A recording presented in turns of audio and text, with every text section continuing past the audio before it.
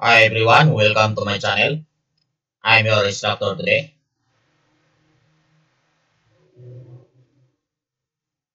and I will discuss the turbochargers. So this topic is taken from STCW function 1 Marine Engineering at the operational level, competence, operation, surveillance, performance, assessment, and maintaining safety of propulsion plant and auxiliary machinery. EOP, which is knowledge, understanding, and proficiency. The efficient operation, surveillance, performance assessment, and maintaining safety of propulsion plant and auxiliary machinery. So we have the learning outcome. At the end of this lesson, the students should be able to examine the working principles of turbochargers, assess lubrication and cooling requirements of turbochargers, analyze typical faults, and identify appropriate action to be undertaken with defective or damaged turbocharger. So we have here the introduction. Turbochargers are centrifugal compressors driven by an exhaust gas turbine and employed in engines to boost the charged air pressure. Turbocharger performance influences all important engine parameters such as fuel economy, power, and emissions. It is important to understand a number of fundamental concepts before moving on to a more detailed discussion of turbocharger specifics. So this is your turbocharger, as you can see here. This is working uh, driven by an exhaust gas. So this is your exhaust gas inlet and this is your exhaust gas outlet. As this exhaust gas passing to the turbine wheel, so this is your turbine wheel, this one, turbine impeller or turbine wheel. This exhaust gas will rotate or will spin the turbine. So this turbine is connected in adhesive shaft to the compressor wheel or compressor impeller.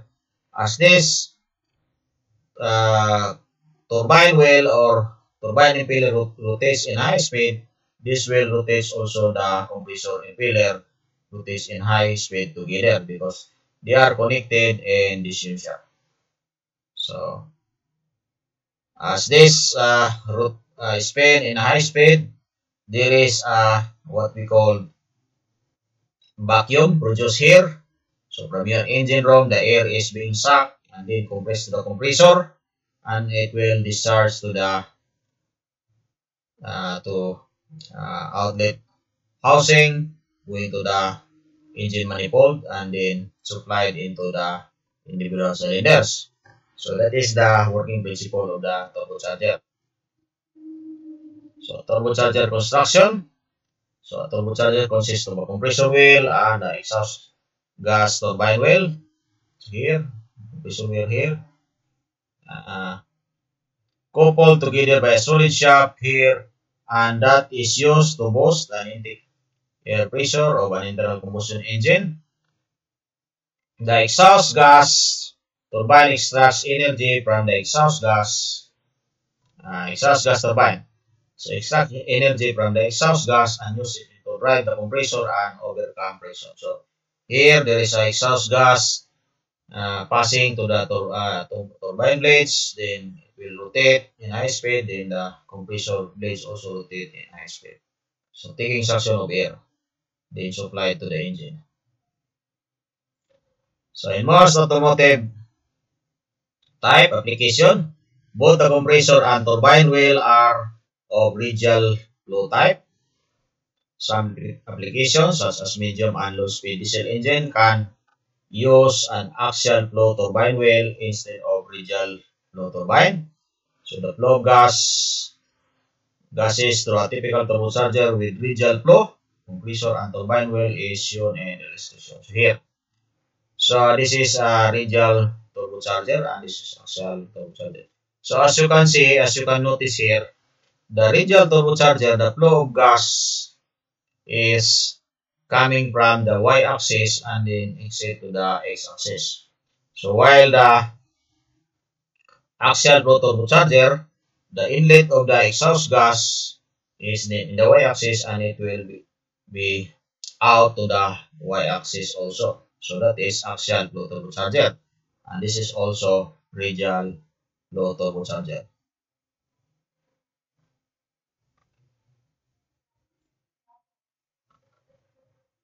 So as you can see here, a turbocharger construction and flow gases. So as you can see here, this is what we call the uh, axial radial turbocharger. This one is a radial turbocharger. Why? Because it enters in the y-axis and it exits to the x-axis, the exhaust gas, as well as the inlet of the air inlet here is in the x-axis and it exits to the x-axis.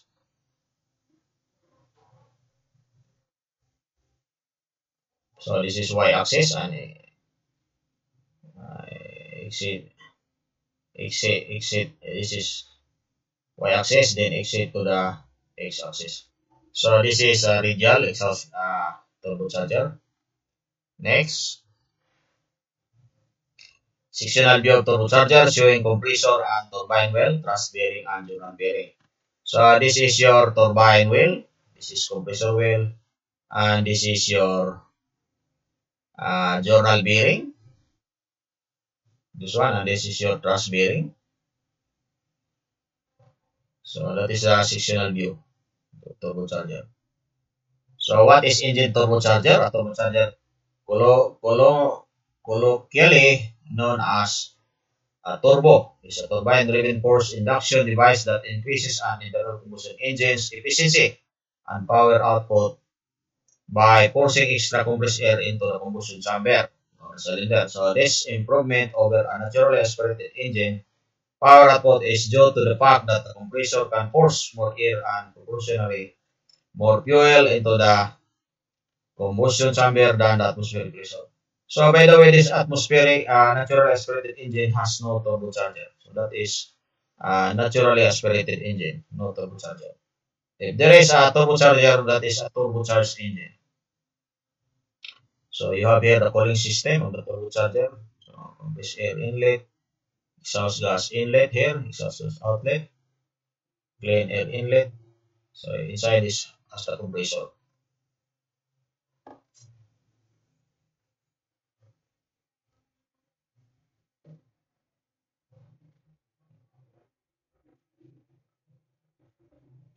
So here we have an illustration of a typical component layout of turbocharged engine. So as you can see here, so this is your piston, this is your connecting rod, and this is your crankshaft. So you have here the inlet of the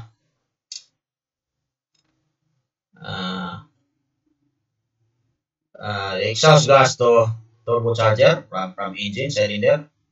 So the turbocharger turbine blade rotates, so the exhaust gas will flow to the exhaust pipe. And at the same time, your compressor is rotating together with the turbine wheel. So it sucks air here through filters from your engine room and it will compress here in your compressor and deliver to the intercooler and it delivers to your engine cylinder, individual engine cylinder. So that is the working process of the turbocharged engine. We have also here an illustration of a single and two-stage intercooler location of turbocharged engines. So which is a part of also of a diesel engine charge system. So we have a single stage charge air cooler for two-stroke engine, and we have a two-stage charge air cooler for two-stroke engine. So for the single stage charge air cooler two-stroke engine, so there is only one cooling here. So inlet of the seawater or the fresh water, then out. So inlet here of the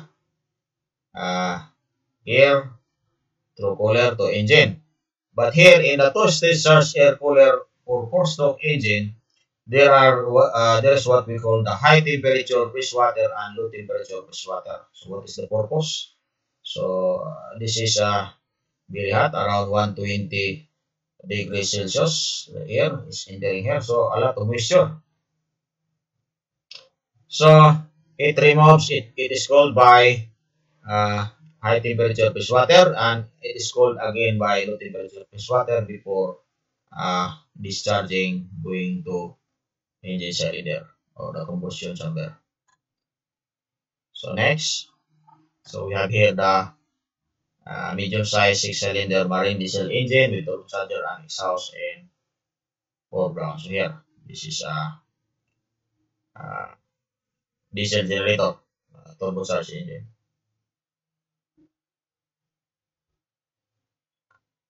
So let us proceed to the understanding turbocharged bearings and lubrication of ships. So lubrication system for outboard bearing. So ball and roller bearing uses integral double supply system for lubrication. So it is fitted with a self-contained gear type pump, a centrifugal pump in some models operated by rotating shaft, and turbocharger provided on both blower and turbine side. So an independent oil sump is provided on the both sides of casing of the turbocharger, and the sump draws oil from the sump and the pump. So a gear pump is provided on both blower and turbine oil side.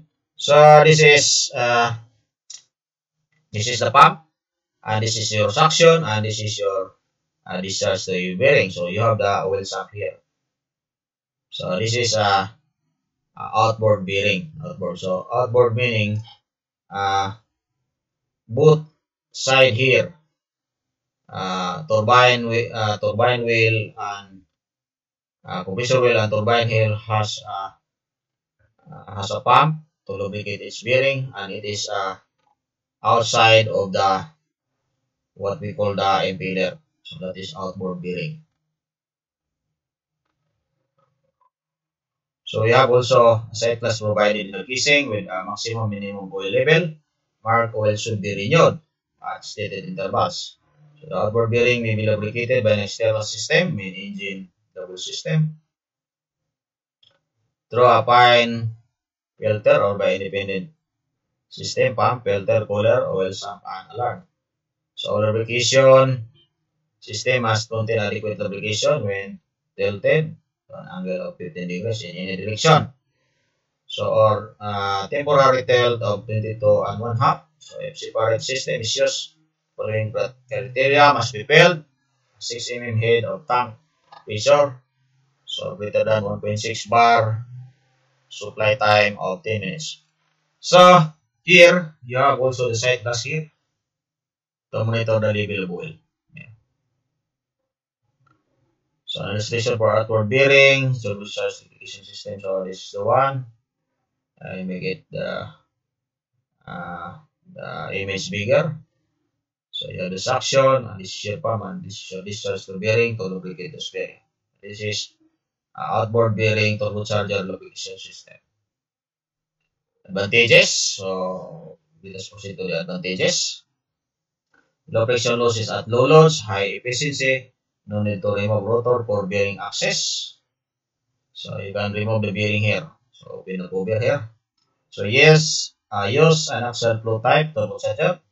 Can work at high temperature, no heater tank. So because the oil is inside here, the housing, no heater tank or additional piping system is required. No additional fittings such as cooler filters are required. So we have also here, these are all advantages. We have also here disadvantages. So used mainly in a large size of turbocharging system as compared to an inboard system. So require high grade low oil. So here is the low oil here is synthetic. Being subjected to brining, so it will become hard. Requires resilient mountings. Requires greater alignment. So it should be aligned very well, because small misalignment here will damage the the turbine wheel and the compressor wheel. It will hit to the housing and it will be damaged. So you have no more turbocharger. So high operational and maintenance costs because shorter time between overhaul TBO. Because you always overhaul this one at 2,000, at 4,500 hours, you have to overhaul this one and replace with your bearing. So high operational and maintenance costs and shorter time between overhauls of TBO. So those are the disadvantages of the outboard bearing. Now let us proceed to the inboard bearing. So the inboard bearing type, the location of the bearings are inside rotating turbine and compressor blade on the shaft. Usually slave type white metal bearings are used in this position. So as you can see here, the bearings is here. See? But the compressor wheel and turbine wheel is outside. So the bearing is inside. So the difference between the inboard and the outboard, the bearing is, or the inboard is inside here at the back of the compressor wheel and turbine wheel, while the outboard bearing is located here outside of the turbine compressor wheel and outside of the turbine wheel. So that is the difference between the two. So arrangement and properties of inboard bearing types are. So the slave type white metal bearings hydrodynamic fluid firm location prevails, still the friction losses and heat generated are better compensated than outboard bearing. So the hydrodynamic valve is used for lubrication of the bearing and it is independent. It's dependent on the maintenance of the correct well viscosity and high purity, etc. So this is usually this bearing is usually the turbocharger of main engine, the inboard bearing. So this type of bearings are not as sensitive to some misalignment as an anti-friction bearing, and most importantly, failure in service is unlikely to be sudden, but usually preceded by warning symptoms to restrict the leakage of air from the compressor side to gas turbine side of the turbocharger. So labyrinth seal arrangement is fitted at the back of the compression failure. So here, there is a labyrinth seal here. So to avoid to restrict the leakage of air, and it will be going to the lobe oil. So a truss bearing arrangement is fitted into the main bearing assembly of the turbocharger to compensate for the axial thrust which is taking place during the startup, shutdown, and low loads operation of turbocharger. So the main thrust is absorbed by sealing air acting on the turbine disc. This air flows past the leak of labyrinth at the rate independent upon clearance.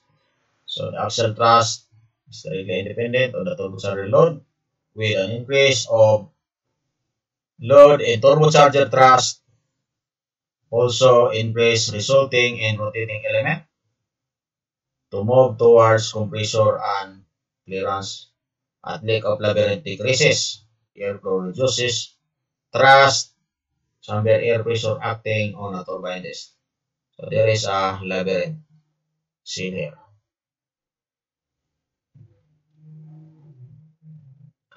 Station for inboard bearing, turbocharger bearing.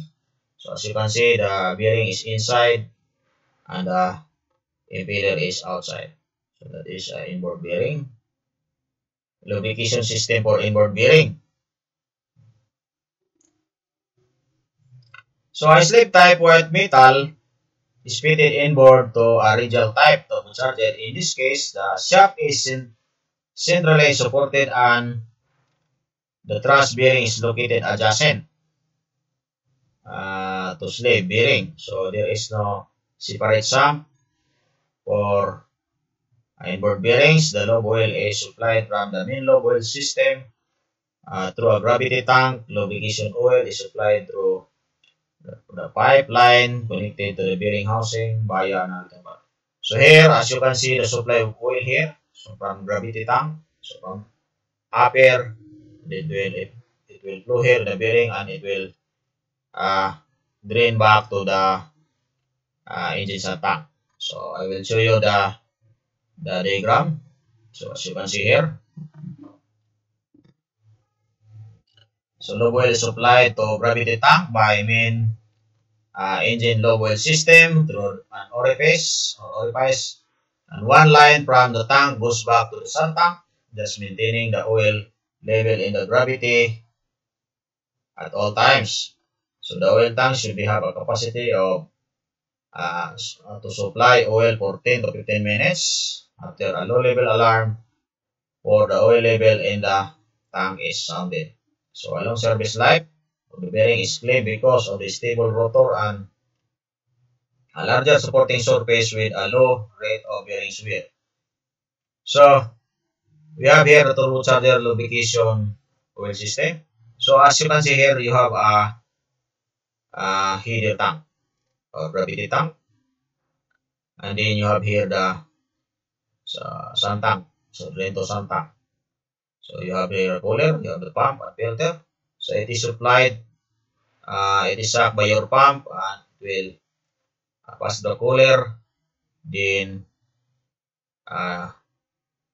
fill up to the header tank, then by gravity. So some overflow here will return back to the low oil sump tank. So the gravity of the oil will flow to the bearing here, the inward bearing, your turbocharger, and will flow back to the sump tank. So as illustrated here in this drawing. So from gravity tank, lubricated the bearing here inside the turbocharger, and the oil will return back to the engine sump tank. So there. So we have the advantages of inboard bearings. So they are compact and takes very less space. Low grade of log oil can be used as compared to another type, to the outboard bearing. So high operating temperature is possible as they have a better cooling arrangement. So there is a cooling here. So they are not subjected to dry needling. So because of the good cooling effect. So they have a longer time between overhaul, TBO, hence more bearing life. So here, around 12,000 hours will be overhaul the bearing, replace the renew the bearing. But for the outboard, it is only around 4,500 the bearing should be renewed. So here is 12,000. So they have a very less chance of misalignment in case of blackout or pump failure. Header tank will provide a low oil to bearings. So no additional moving parts. Gear pump is required in the casing. We have also here disadvantages. So high friction losses at low loads. That's low efficiency. To access the bearings, the rotor needs to be removed. So remove this rotor to access the bearings because it is inside. So the working hours to overhaul the bearings are higher than of that outboard. So outboard is 4,500 and inboard is 12,000. So they have an adequate response to a chance of load, a change of load, a change of oil contamination. A chance of oil contamination is higher as it is used system oil of the main engine. So this oil is coming from main engine. Cooling the turbocharger shaft and bearings. So this high rotation speed mean equally high operating temperatures and working pressures. So parts that constantly rub against each other can quickly lead to excessive wear and tear and eventually turbocharger failure. So lubricating oil does a vital job cooling the shaft and the bearings and providing the right amount of lubrication to avoid any problems caused by excessive wear. So as you can see here, your lubrication of your turbocharger bearing. At the same time, it cools down. It cools down because your oil is already cooled down here in the cooler, and discharge to the heater tank. So it will flow here to lubricate at the same time to cool down the bearings of the turbocharger. So the oil has a cooling effect as it passes through the turbocharger hoses. It's important to make sure that there is always enough oil to transfer the heat quickly and efficiently from the turbocharger parts to the oil itself. So this reduces the temperature and keeps it within the ideal range. So here, so it is called by the oil, the bearings here inside the turbocharger.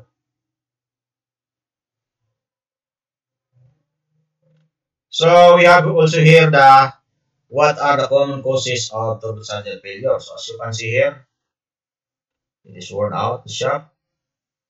The seal is leaking here. And you have also here the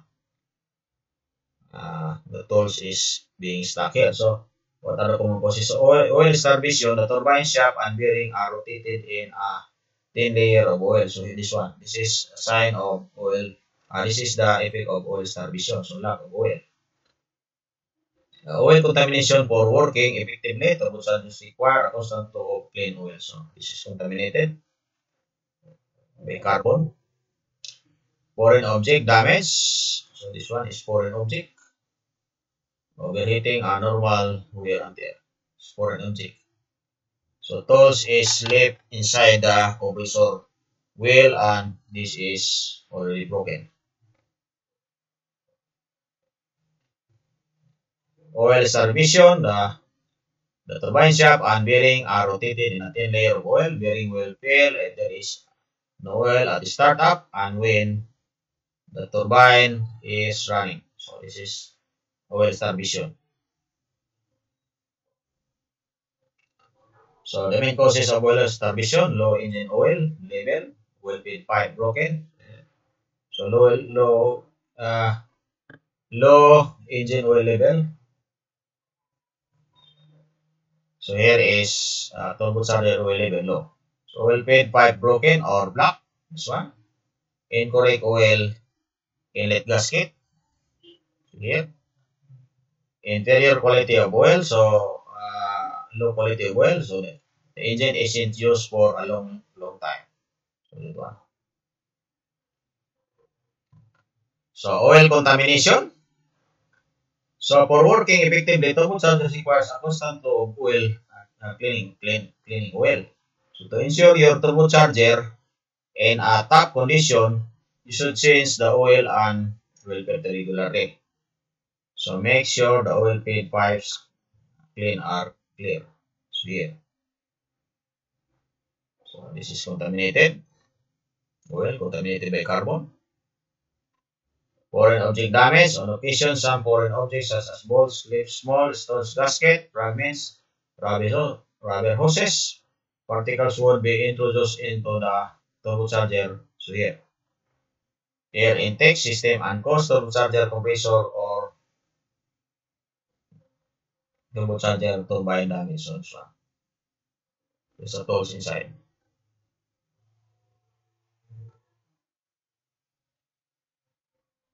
So we have here to prevent the turbocharger falls from foreign object damage. It is needs to make sure that the air filter is regularly service and check. The turbocharger whether has a loose connection or so this is your filter. So we call Belidon filter. So because the filter here is the brand is Belidon. So this is a air filter.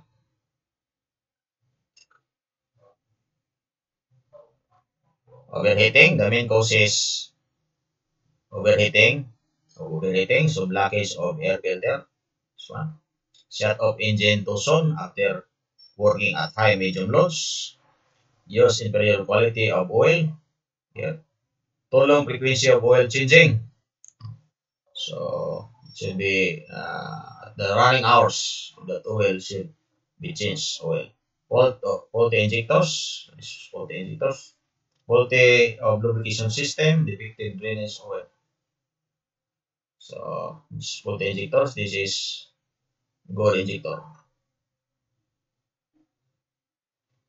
So we have here normal wear and tear. So each pipe of turbocharger would normally wear and tear as it is working in high rotor speed and high operating temperatures.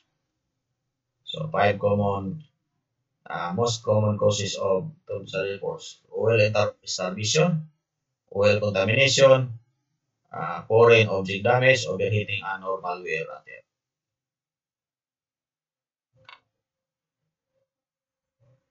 So for the recap, we have discussed the working principle of the turbocharger. We have also discussed the lubrication and cooling requirements of turbocharger. We have also discussed the typical faults and identify appropriate actions to be taken with defective or damaged turbocharger. So what to do next meeting? So our activity next meeting. So we have a short quiz for the given discussion, and we have also a random oral station. And after that, we will have a short. This is the short. We'll have a short quiz to the given discussion. And after that, we will discuss the engine cooling water of diesel engines, and we will discuss also the cooling water test and cooling water treatment. We will discuss also next meeting the implications of how to limit readings from the water treatment test and state the corrective procedures which should be undertaken. We will discuss also the procedures which may be used to counter contamination of diesel engine cooling water. So those are all our activity for the next meeting. So click subscribe on this video, click like and share. Please write a comment and please click thumbs up and click also notification bell so that you will be updated on my next video. Thank you for watching and see you on my next